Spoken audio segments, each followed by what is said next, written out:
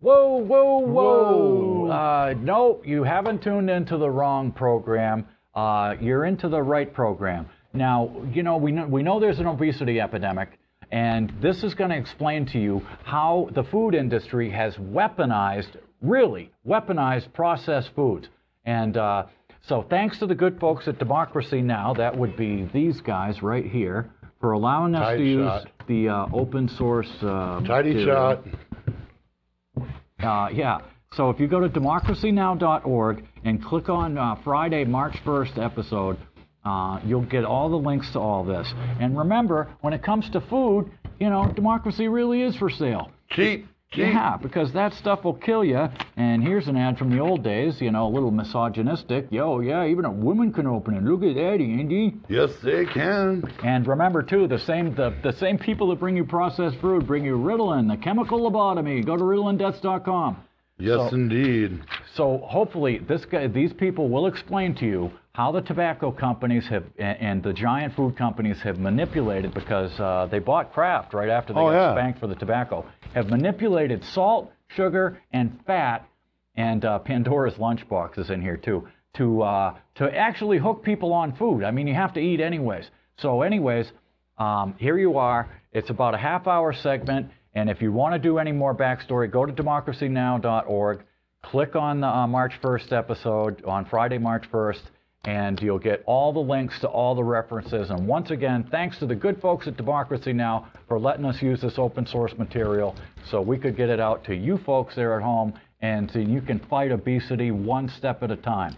So thank you very much. Roll and enjoy the next half hour. You're going to get a big edumacation. Edumacated. Yep. Yes, indeedy. Enjoy from your folks at NEK-TV to you. Here on Democracy Now!, democracynow.org, The War and Peace Report. I'm Amy Goodman as we spend the rest of the hour going deep inside the processed food industrial complex, beginning with the extraordinary science of addictive junk food. That was the cover story in the recent New York Times Magazine that examined how food companies have known for decades that salt, sugar, and fat are not good for us in the quantities Americans consume them. And yet every year they convince most of us to ingest about twice the recommended amount of salt, 70 pounds of sugar, 22 teaspoons a day. Then there's the fat.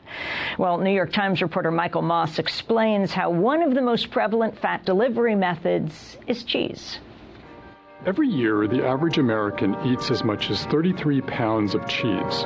That's up to 60,000 calories and 3,100 grams of saturated fat. So why do we eat so much cheese? Mainly it's because the government is in cahoots with the processed food industry. And instead of responding in earnest to the health crisis, they've spent the past 30 years getting people to eat more. This is the story of how we ended up doing just that. That was Pulitzer Prize-winning New York Times investigative reporter Michael Moss. His new book is called Salt, Sugar, Fat: How the Food Giants Hooked Us. He goes deep inside the laboratories where food scientists calculate the bliss point of sugary drinks or the mouthfeel of fat and use advanced technology to make it irresistible and addictive. As a result of this $1 trillion a year industry, 1 in 3 adults and 1 in 5 kids is now clinically obese.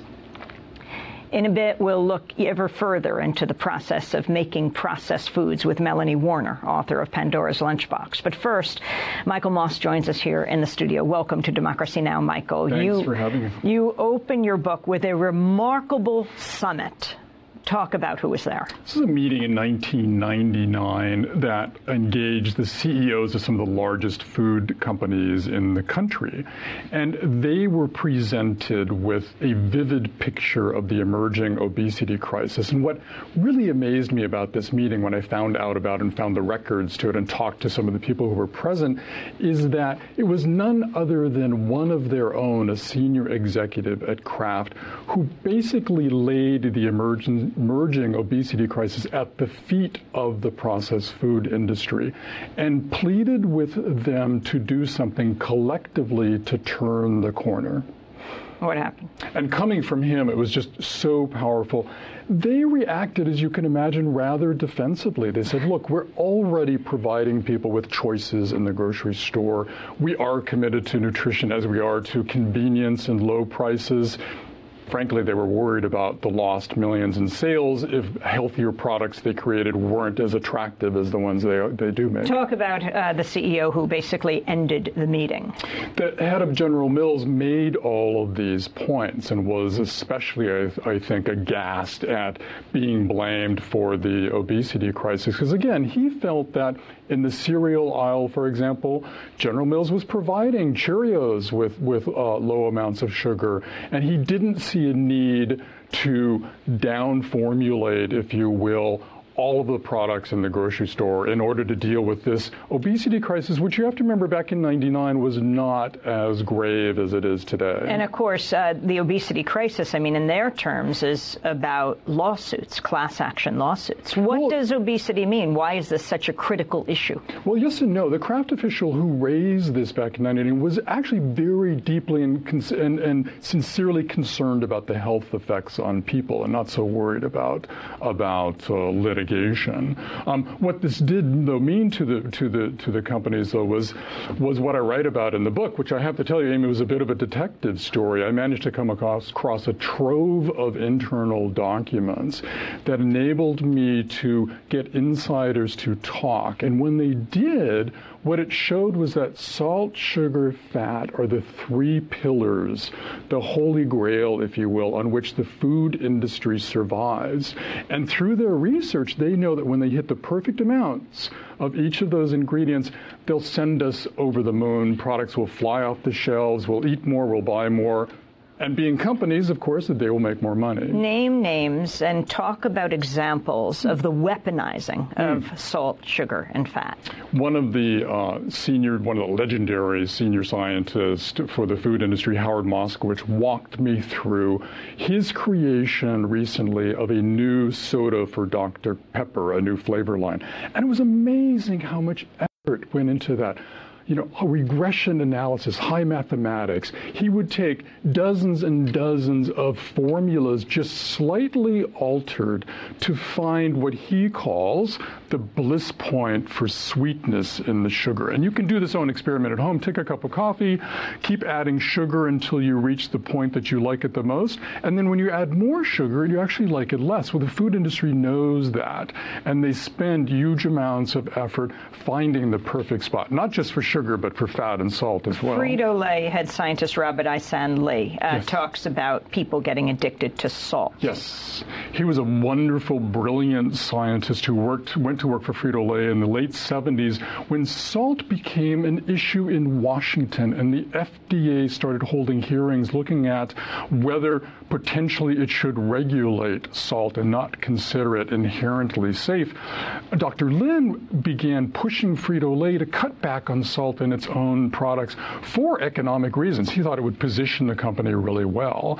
And he left Frito-Lay, and years later when I met him and we went through the documents that he saved from his days at Frito-Lay, it was just amazing to sit down with him at his dining room table and listen to his regrets at not having been able to have done more way back in the 70s and early 80s. Talk about the tobacco industry's effect on the food industry. I love this part of the story because it's really surprising. Philip Morris became the largest food manufacturer in the United States starting in the late 80s when it acquired General Foods and then Kraft. And as you can imagine, for the first decade of that ownership, it pushed the food managers to do everything they could to sell their products. But starting in the late 90s, when Philip Morris came under increasing pressure for nicotine and tobacco, and it was the first tobacco company to acknowledge, or rather to accept, the idea of government regulation, the Philip Morris officials turned to their food people and said, you guys, and this is private, of course, you guys are going to face the same issue we're facing over nicotine with salt, sugar, fat, and obesity. And they began nudging their food managers to start thinking about ways to ease back on their dependence on those three ingredients. The problem with obesity, what it means for example, children. in my own household, I have 2 boys, 8 and 13, and you can just see the sugar craving that kids have inevitably for sugar. We've tried to work with our grocery shopping to get control, and I think that's one of the key things. How do you do it with your kids? Well, so with the kids, my wife Eve kind of arbitrarily said, hey guys, let's try to limit your cereal when we eat cereal in the morning to 5 grams or less of sugar. And we found that when you engage them in that, shopping becomes an Easter egg hunt, and they're able to go to the cereal aisle and find those cereals that meet that quota. And they may have to reach low, or I may have to reach high to find them, because the most sugary ones tend to be at eye level by calculation. But I think it's a really important issue, which you just can't throw fresh carrots and fresh apples at kids without engaging them. They'll chuck them out in the lunchroom. But if we could invigorate the home economics program in this country, which fell by the wayside, I think that would be a huge. Well, home economics. Kids in school used to be taught how to shop, how to cook from scratch, how to be in control of their diets. Doesn't happen anymore, and I write about this in the book. What did happen is we got Betty Crocker, a figment of the imagination of a marketing official at a food company. She began pushing processed foods, convenience foods, as an alternative to scratch cooking. Explain more. This was back in the 50s and 60s. Betty Crocker, as you all know, I used to think she was a real person. She wasn't. She started out just as a marketing tool for the companies, but she became emblematic of the food industry's assertion, if you will, of the home economists. And their notion was, hey, look, who's got time for scratch meals anymore? Let's encourage consumers to buy our convenience foods to make things easier for them. Talk about Lunchables, how they were invented, what they mean. I got to interview and see documents that were kept by Bob Drain, who worked for Oscar Mayer back in the 80s when the company faced a problem with its meat. People were cutting back on consumption of red meat because it has saturated fat and salt. And Mr. Drain and his team set about looking for a way to repackage those products. He was most interested in saving jobs, and he cared very much about company, and they came up with the Lunchables, which, as you know, is basically a cold TV dinner aimed at kids for school lunches. But it has 2 remarkable things beyond kind of the ingredients that they used: meat, cheese, crackers, typically. First, they went after working moms who work outside of the home and designed it and marketed it as a way for moms to get through the crush of the 7 a.m. crush in the household, where everybody's scrambling to get out of the house and off to school and work. But then they went after the kids with an amazing marketing campaign, because they realized that the Lunchables wasn't about food. It was about empowerment for kids. And they came up with the slogan, all day you got to do what they say, but lunchtime is all yours. And kids went nuts for it. Pizza Lunchables, think about it. It's a piece of cold dough, cheese, tomato sauce that the kids assemble themselves, but that meant everything to kids, and sales skyrocketed. And then they added dessert. And then they added dessert, hamburger Lunchables, hot dog Lunchables, pancake Lunchables, some of them with huge loads of salt, sugar, fat. Kraft, to its credit, is now pulling back on those ingredients, and you can actually find some much lower amounts. But it opened the door to something really important, which is the fast food industry has moved into the grocery store. So you no longer have to go to a fast food chain to find problematic foods. Michael Moss, talk about cheese. Talk more about cheese. So I was amazed to hear that figure, that we are now, on average, eating as much as 33 pounds of cheese a year. And I thought, how could that be? And that's triple the amount back in the 70s.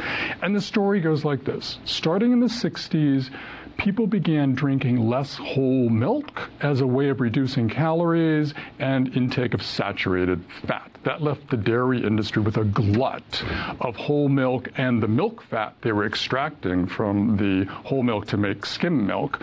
They went to the government and asked for help, and they started making more cheese with that milk. The government, since it subsidizes the dairy industry, bought the cheese. It accumulated.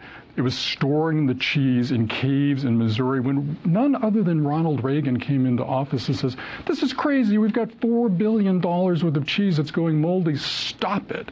But they still wanted to support the industry. So they came up with a marketing scheme that allowed the dairy industry to collect tens of millions of dollars every year to encourage consumers, for advertising and marketing, to encourage consumers to eat more cheese, not just as a delicacy that you eat as an hors d'oeuvre before dinner, but as an ingredient in processed food. And so suddenly cheese began showing up as slices on sandwiches, as ingredients in packaged foods in the store, and our consumption of saturated fat, while we thought we were taking it out of our diets, snuck back in, because cheese is largely invisible as a fat in that form. Michael Moss, Jeffrey Dunn, whistleblower, or at least quit Coke. He was in charge of, what, $44 billion of sale of Coke. Wasn't quite that much. He was in charge of North America, Latin America. But I'm glad you raised that, because rather 20 billion. Jeffrey Dunn was the top warrior at Coke, and he was the heir apparent, one of the heir apparents to the entire company. In 2000, when he began having a change of heart, and by the way, he walked me through all the incredible marketing strategy that Coke has, including targeting the most vulnerable consumers, which the company calls heavy users. Don't call them consumers anymore. They're heavy users. Heavy users. 20% of their customers drink 80% of the Coke, and those are the people that it's gone after. But starting in 2000, Jeffrey Dunn had a change of heart. It started with reading a book about sugar and the health effects. It went to his fiancée, who started like nudging him. Hey, Jeffrey, do you really want to be doing this with your life? And then he went to Brazil, where Coke was starting to market soda to the emerging middle class there. And out of the blue, Jeffrey says it was almost a voice he heard, said to him, Jeffrey, you know, these kids need a lot of things, but one thing they don't need is another Coke. He went back to the company, pushed them to work more on selling healthier drinks, including soda, and cut back on marketing to schools. He ultimately left the company, and today he is selling fresh carrots from a farm in California, but with this, and this is really important because this may be one way out of the situation that we're in.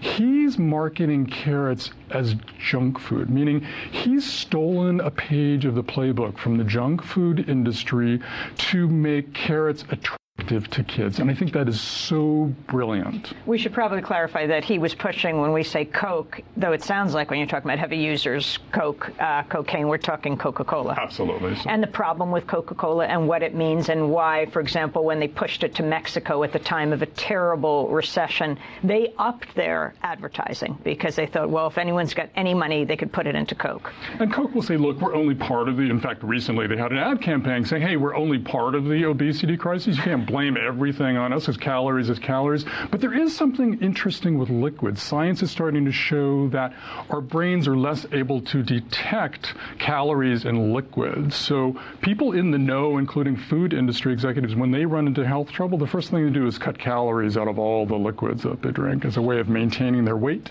What were you most shocked by?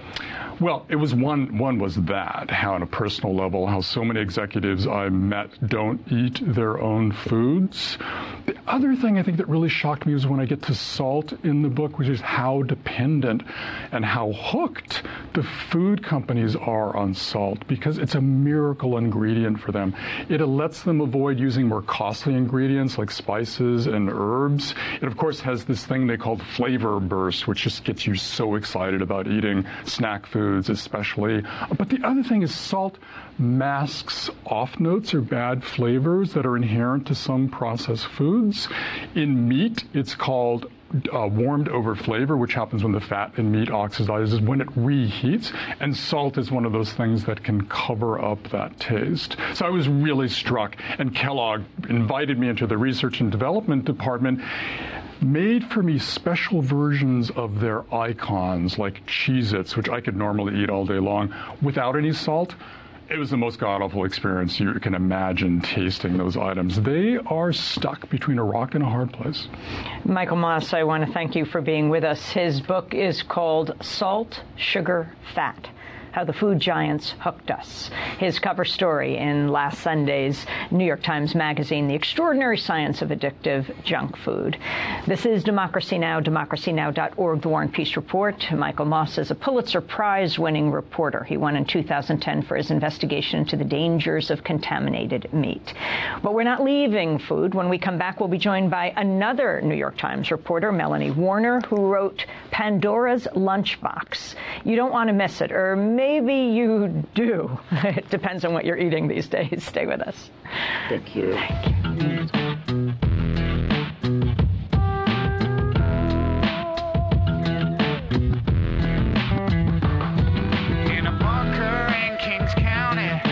Trouble on my mind. They're coming for the others. When they're done, they'll come for mine. Feel the chill in the air. Feel the tingle in the spine. They'll make everyone a suspect and make the trains run on time. So buckle down now, baby. You got nowhere to run. Yeah.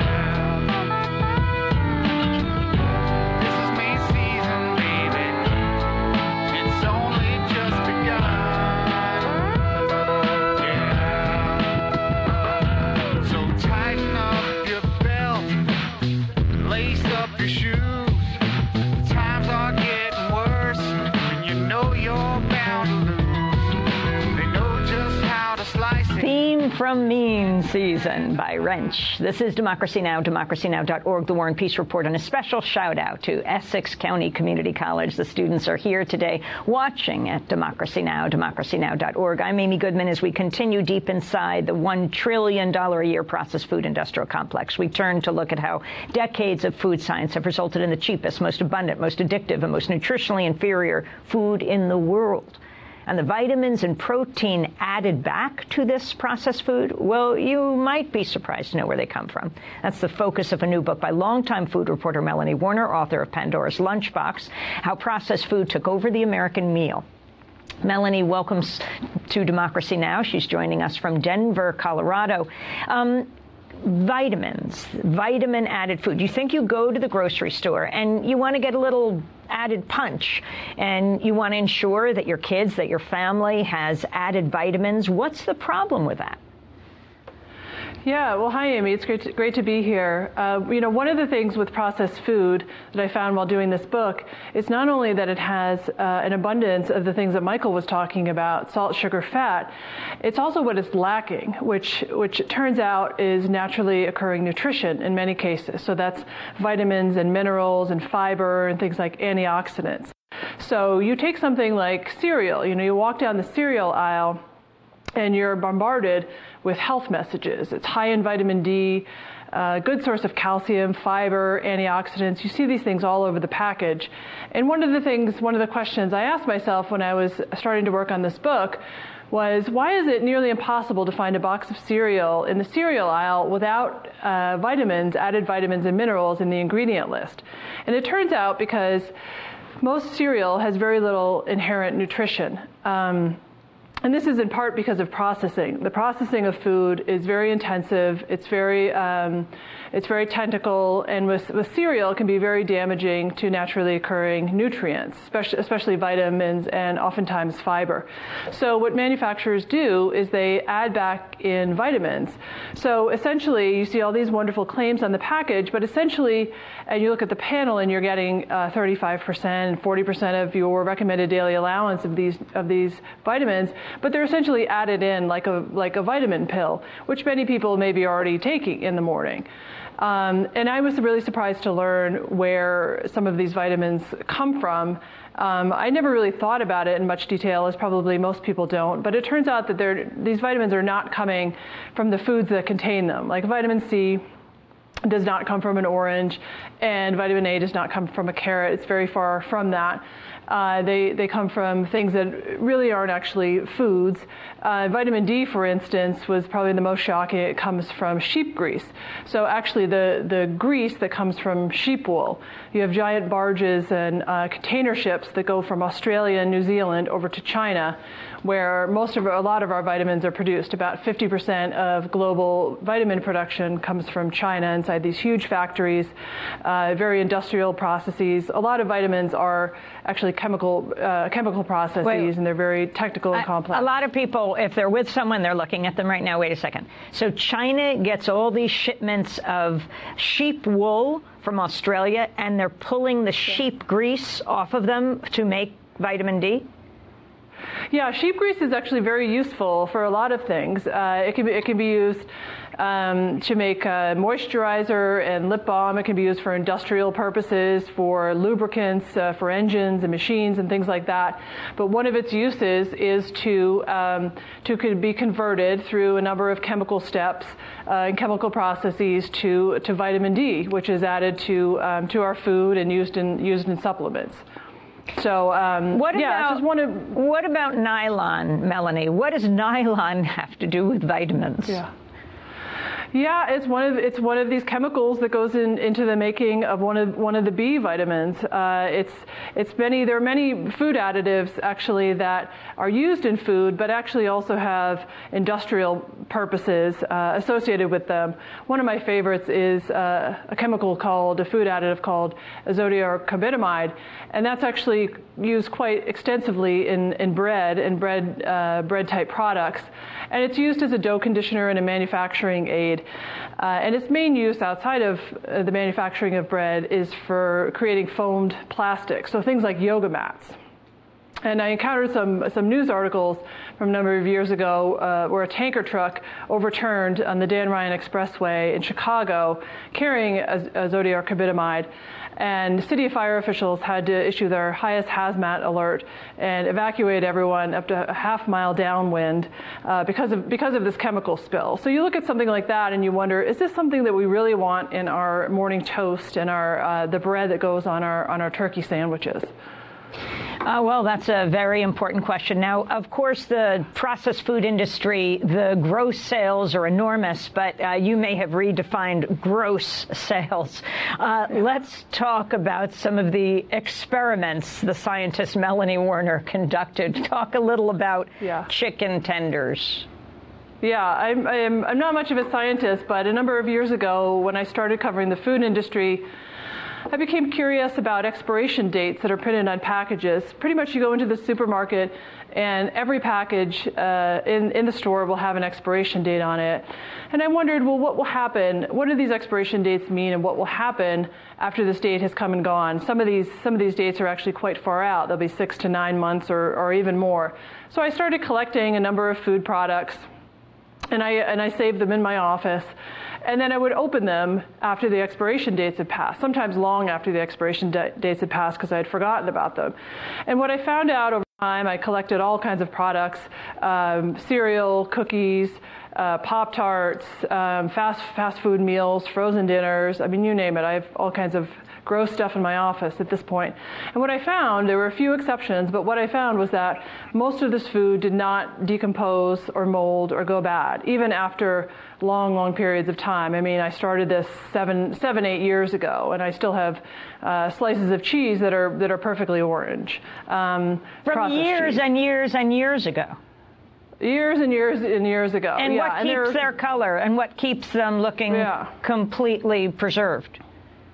There are a variety of reasons for this depending on the product. Sometimes it's because of powerful chemical preservatives that are in it. Sometimes it's because of additives that lower the acidity of products so that no microorganisms can grow. And sometimes it's because food manufacturers are very intentionally remove all the water from products. That's the case with Melanie, cereal right now, and cookies. For our TV viewers, we're showing images of guacamole bought in a store, presumably, you know, maybe even a Whole Foods type store, you know, a natural food store, and your own guacamole, and the difference how long it's preserved.